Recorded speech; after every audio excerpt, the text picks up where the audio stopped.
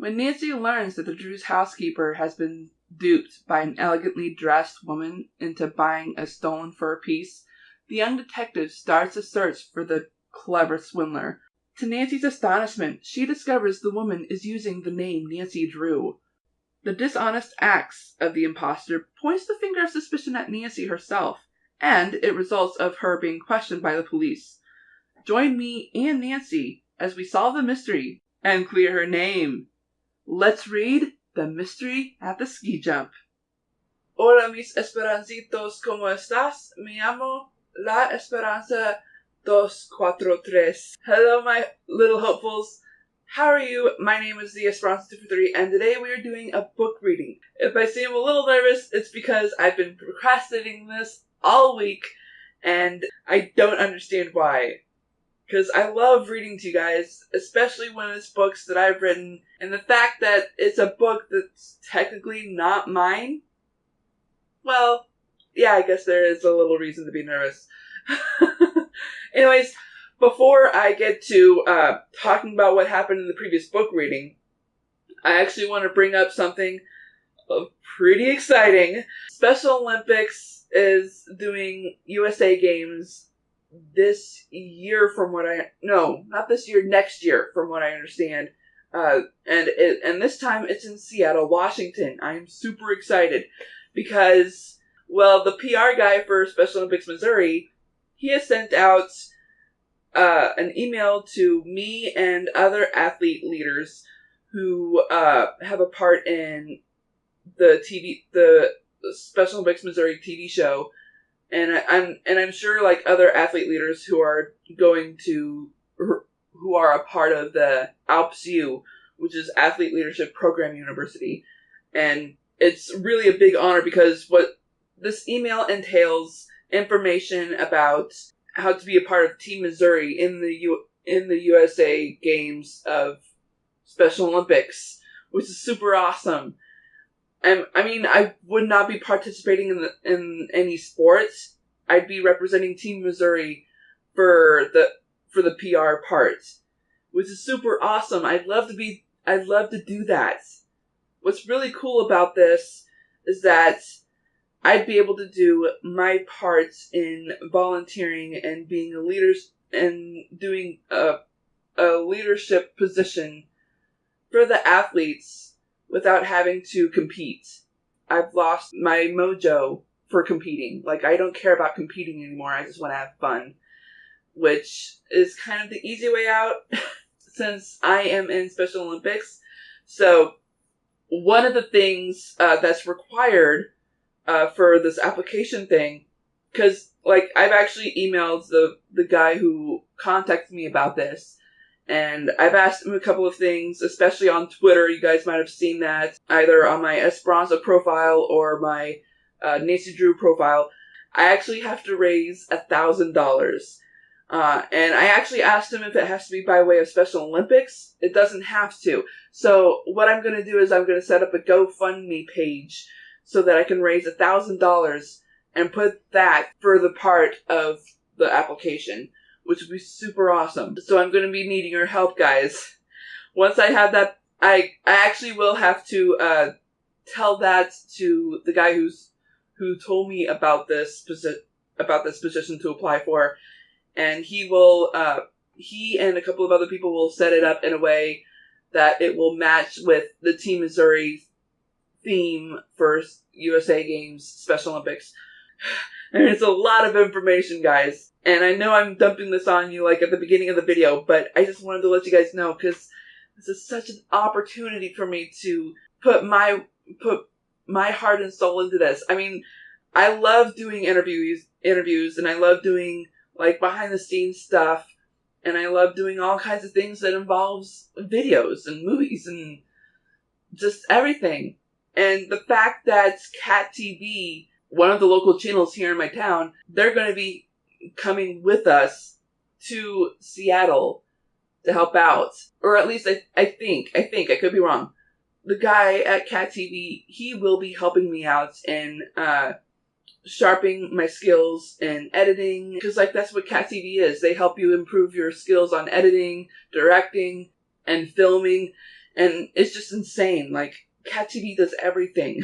Anyways, let's get to the book. I've been talking way too much. Alright, so let's go over with what happened in the previous reading. Nancy got to hear back from Bess's father about the Forest Fur Company not being listed in a list of legitimate stock companies. George kind of makes fun of Nancy, saying, watch out for traffic cops. That's right. They decided to visit one of the patients of the doctor and nurse because there was like a list of patients that had already been contacted by Mrs. Channing, the fake woman from the Forest Fur Company. Bess, and George go to Mrs. Packer, one of the patients. Mrs. Packer is just astounded, simply astounded, that Mrs. Packer is a fake. And they've, had this conversation, of what happened and why Mrs. Packer is missing this brooch, or whatever it was that she that she lost. Oh, no. It wasn't a brooch. I knew I was wrong. It was earrings. So, Nancy's, in her thoughts, she didn't really say it out loud, but she was like, I don't know if I should take this case. It just seems menial but it just seems menial because she already has, 2 cases. She has the case that she's supposed to be helping her dad with in Montreal, and to top it off, she still needs to find Mrs. Channing. That's her second case, her main case for this book, really. She doesn't think, finding these diamond earrings will be fruitful. But she decides to take it on anyways, considering... Well, hang on, something else happened, though. Mrs. Packer has this really nice maid. She's cautious and, I think, fragile, in my opinion. Because what happens is that the maid finds out that Mrs. Channing is a fake, which startles her, and she runs off, and she starts packing her things because she thinks Mrs. Packer is going to fire her for doing something she did the same. Because she thought whatever is good enough for Mrs. Packer has to be good enough for her. I mean, she thinks so highly of Mrs. Packer that she thinks that anything Mrs. Packer does, she should do. So that's what she did. And she even bought a little bit of a stock as well, including a fur piece, I think. I could be wrong. And Mrs. Packer's like, oh, it's alright. I'll match whatever money you lost and stuff like that. And jeez, at first I thought Mrs. Packer was a really stuffy lout, but considering how she treated her maid right there, that's just really nice of her. Super nice. After that, Nancy returns home with Bess as her chauffeur, since she lost her ID, and which means she can't drive, unfortunately. She is getting a duplicate ID on heading her way, though. All her identifications were stolen. She and I are pretty sure that Mrs. Channing did that. We just don't know when that happened. Oh, you know what? I think I know when that happened. I think it was when Nancy first met Mrs. Channing. Because when she found out that Nancy was a detective, oh my. That makes sense. And we stopped the reading with Nancy stepping into her father's study, I think it was. Yeah, and Bess and George walked home before I start reading. What do you think of the background? I finally figured out how to use the green screen, and I'm super excited. I'm kind of worried about this part here, just because it's a different coloring because of the lighting. Hoping it's going to be fine, though. If not, I need to redo this whole reading. Let's go ahead and start reading. 3.5 pages into Chapter 4, More Trouble. Togo, Nancy's alert little terrier, was waiting for her when Nancy stepped into the house. The little fella scampered joyfully ahead of her as she climbed the stairs and went into her father's deserted study. Togo cocked his head. He was hoping his mistress was going to play a game with him. Sort of. I love this room, Togo, Nancy confided. It makes me feel so close to Dad. Let's pretend he's here, shall we?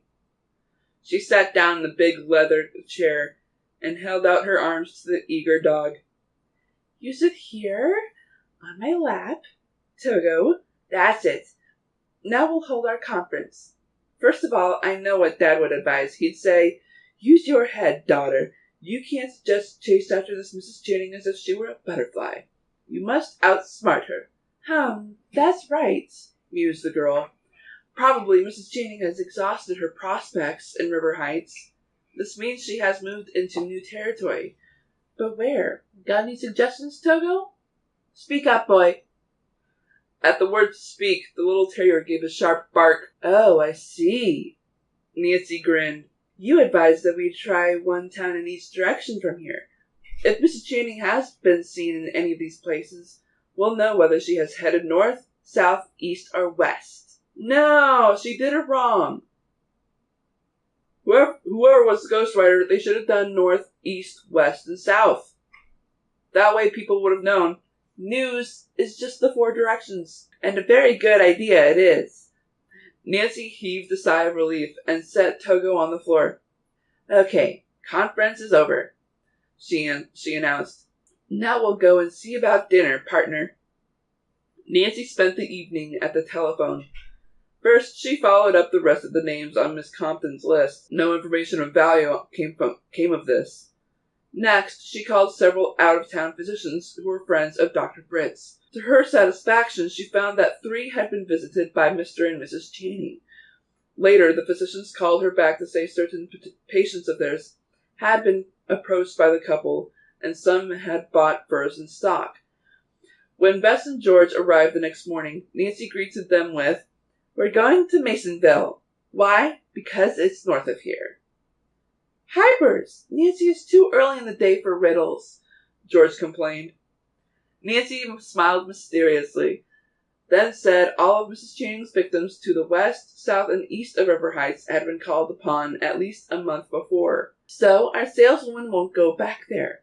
But apparently she hasn't tackled Masonville yet. If we can only find her at work there... Let's go! George said impatiently. Part way along the road to Masonville, Bess suddenly gasped. Our gas gauge says empty! I hope we don't get stuck. Luck favored the girls. A quarter of a mile farther on, they came to a gas station. The proprietor was a gaunt, gray-haired man in frayed overalls. Nancy lowered a window of the convertible and asked him to fill the tank. Then she said, Have a middle-aged woman in a mink coat and driving a long black car stopped here lately? The old fella looked at her shrewdly and scratched one ear. Was the lady purty and was that a fine mink coat? He countered. At his words, Nancy's heart gave an exultant leap. Oh, you've seen her then? Do you mind telling us when it was? No, I don't mind. The lady come by here yesterday morning on her way to Masonville. My wife was with me. The minute she spotted that coat, she began oohing and ahhing in the way women folks do. Does she sell your wife a fur piece? Bess interrupted, unable to restrain her excitement. The man shook his head. Nope, she didn't sell us nothing, young lady. But she claimed to be from a big fur outfit, even offered to get my wife a mink coat cheap.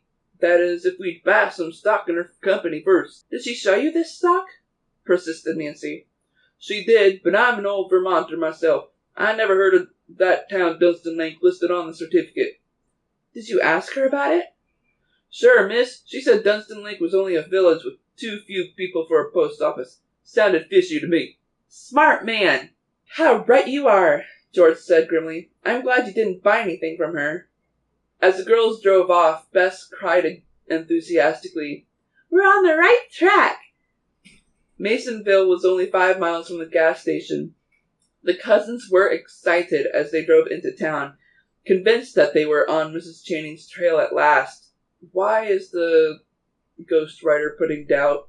Let's not celebrate too soon, Nancy cautioned. Mrs. Channing may have finished her work here too and driven farther north, but we'll investigate. Oh, that's a good point, actually. I'll park in front of this bank, said Bess. All right, Nancy agreed. We can walk from here. Well, let's decide what to do. All right, Nancy agreed. We can walk from here. But first, let's decide what to do. Shouldn't we try the hotels, Nancy? George suggested. If Mrs. Channing is registered at one of them, It might save us the trouble of going to any other place. Do you know the names of any hotels here? Bess asked. Nancy thought a moment. There's the Mansion House, but I don't think Mrs. Channing would like that. It's a commercial hotel. Is it the Palace in Masonville? George recalled. Famous for a lobster or something. Yeah, but it's no longer a hotel, Dad told me. It's an office building now. We're going nowhere fast, George groaned. Let's go ask the police. She broke off abruptly as Bess's eyes suddenly grew wide with fear, and she whispered excitedly, Girls! Look at those two men across the street! They're staring at us as if we'd just escaped from jail. You're being silly, George remarked, not taking her scary cousin seriously. Scary? Wrong word. Scared. Scary is the wrong word. I mean it, Bess insisted. You look yourself. George turned to look, and Nancy leaned forward to observe the men. One was a short, stout man in a gray overcoat and soft gray hat. The other was slim and younger. He wore a blue mackinaw with the collar turned up and a cap pulled low on his forehead. At a nod from him, the stout man walked determinedly across the street toward the convertible, with the younger man close behind. As the girls watched, the two men slowly circled the car and examined the license plate at its rear. Then a big hand pulled open the door beside Bess. Which of you is Nancy Drew? He demanded in a deep voice. I am. Why do you want to know? You, said the stout man. You're wanted for shoplifting, Nancy Drew, and here and now I place you under arrest. Oh boy. I hope they looked at the footage before they looked at her. Chapter 5. The Second Nancy. The man in the gray overcoat motioned for the three girls to get out of the car. For several seconds they sat still, too astonished to say a word.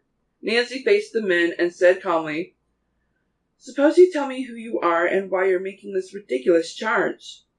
The stout man opened his coat. A police badge gleamed on his vest pocket. His companion showed one also. We're plainclothes men, he explained. We were told to pick a car with this license number and a Nancy Drew who owns it. Now don't try to get away. Just come along to headquarters peacefully. You can't arrest Nancy, Bess said tremulously. Why, she's the most honest girl in the world. Mostly. Besides, George spoke up indignantly, she's a detective. You'd better be careful what you say. Oh, so she claims to be a detective, does she? The stout man snorted. I suppose she was a detective when she entered a first store here and stole 2 expensive mink scarves. What? George cried. That's absurd. I didn't know such thing, Nancy protested. Oh, yes, you did, insisted the slim fellow. After you showed your license and charged a cheap fur piece, you took 2 expensive furs that you didn't charge. What did you do with them? Nancy's mind was working fast. The woman who had her driver's license was pretending to be Nancy Drew. If it were Mrs. Channing, she probably had altered the age and other statistics on the card. Nancy decided to go to the police station at once and exonerate herself. Come on, girls, she said, climbing into the car. The men squeezed in, and the stout detective pointed out the way to the Masonville police headquarters. There, Sergeant Wilkes took down Nancy's name and address. Really don't like this situation here. You live in River Heights, and your name is Drew? He inquired. In relation to Mr. Drew, the lawyer? My father. Good grief, gulped the sergeant. You never can tell where these juvenile delinquents will come from nowadays. Nancy turned scarlet and protested. George sputtered. Bess, seemingly, had disappeared. Silence, the officer ordered. As he repeated the charge against Nancy, the outer door was suddenly flung open. A distinguished-looking man burst in, followed by Bess. Ah, good thinking, Bess! Judge Hartgrave! Nancy cried, rushing forward to greet her father's old friend. You're just the person I need. So your friend Bess told me. Nancy threw Bess a grateful look.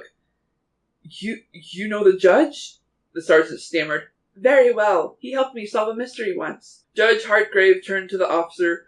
This is outrageous, Sergeant. Why are you holding my friend Nancy Drew? The officer reddened at the rebuke. He explained about the thief who had stolen the mink scarves from the Masonville Fur Company, and how the woman had identified herself as Nancy Drew and shown a driver's license to prove it. I can't understand it, said the judge, shaking his head. It's because my driver's license was stolen 2 days ago, Judge. I've been telling these officers someone evidently is using it, but they won't believe me. I see. Judge Hartgrave frowned. Let's call in that first shop owner and settle this matter properly. The man was summoned to headquarters. He looked at Nancy and shook his head. She's not the same person, he said positively. The thief was older. Was the woman wearing a mink coat? And were her eyes blue and her hair blue-black? Nancy inquired. Why, yes, agreed the man. She was a striking brunette. The three girls exchanged knowing glances. Mrs. Channing, no doubt of that. Well, Nancy, that settles it, said Judge Hartgrave. I'm sure you're free to go now. Isn't that right, Sergeant? Sure, she can leave, grumbled the discomfited Wilkes. Only I'd like to ask Miss Drew a question first. Nancy and her two friends had already started for the door, but she turned and paused. Yes, Sergeant? This dark-haired woman you were asking about, can you tell us where to find her? I wish I could. I only know that sometimes she calls herself Mrs. Channing. Besides being a shoplifter, she sells fake stock. Sounds like an all-around bad egg, nodded Wilkes. But the Masonville police force is on its toes. We'll get her. Yeah! We have an alliance! The girls walked with Judge Hartgrave to his office next door, and Nancy thanked him for his help. He asked her for more details concerning the mystery. After he had heard them, the judge remarked, I've spent many summers in Vermont, but I've never heard of Dunstan Lake. He turned to his telephone. It won't take long to find out where it is. A moment later, he was talking to a friend at the Vermont State House in Montpelier. Yeah, the capital. When the judge finished his conversation, he reported to Nancy that there was no such place as Dunstan Lake anywhere in the state of Vermont. You have a real mystery on your hands, young lady. Let me know if I can help you. I surely will, Nancy promised. And I think that's where I'm going to stop. This is a sudden turn. At least now we know that she's still continuing north. Hopefully. Still, even after this information here, we don't know which direction Mrs. Channing is going. We don't know what to do from here. Would she continue going north? Would she head to Vermont? Wait, maybe she would head to Vermont. Who knows what's going to happen, though? I need to continue talking, though, because I need to balance out the introduction. Jeez, I talked so much. I'm actually a little disappointed. Just a little. I'm sure I've told you guys about a live stream that I did was it last month? No, it was last week. Last week I did a live stream on my gaming channel, and it was actually a lot of fun, except there was only one person, and I think that person might have been me, that viewed the entire stream. I guess that's fine, though. At least now the full game of Whispered Legends, Tales of Middleport, at least now that game is now fully on my channel. Anyone can watch it whenever they want, and since it's such a long video, I'm sure YouTube would be able to recognize where you stopped, and you can watch it from there, wherever. I actually do need to make a vlog soon for my gaming channel, because I need to explain all the games that have been having ads. This channel, this video here, I probably shouldn't be monetizing this book on my channel, but I don't know what else to do, just because, I've been trying to monetize my original books, and those aren't going very successfully. I need more subscribers, I need more views to actually get the kind of money that I want, but unfortunately that's not happening, because I'm not getting enough money for it to be accounted for on my channel for me to earn. I'm not like those YouTubers who are constantly monetizing all the videos. I can't do that because I'll get copyright strikes on pretty much all of them. I mean, I already have a lot of copyright strikes right now just because of the lyrics, the karaoke's, and even the treadmill dancing videos, which, by the way, I need to do. It's been a super long time, and the exercise room is actually looking really nice. Unfortunately, that mural that I've been talking so highly of is gone. which is really unfortunate. I think I might have gotten a picture of it before it got taken down. I need to find that picture so that I can send it to my old art instructor, because he painted that mural. It was really beautiful, too. Oh, that's right. I was going to try to take a picture of it with one of my old treadmill dancing videos, because as far as I remember, those were the last ones that I took in that exercise room. So I'll have to find out the best shot of that. Anyways, guys, I think that's going to be it for today. Next week, I do not know what kind of video it will be. Hopefully it'll be a treadmill dancing. If not, I'll have to figure something out. Only because the Vine compilations are officially over. I think. I need to check because I can't remember already.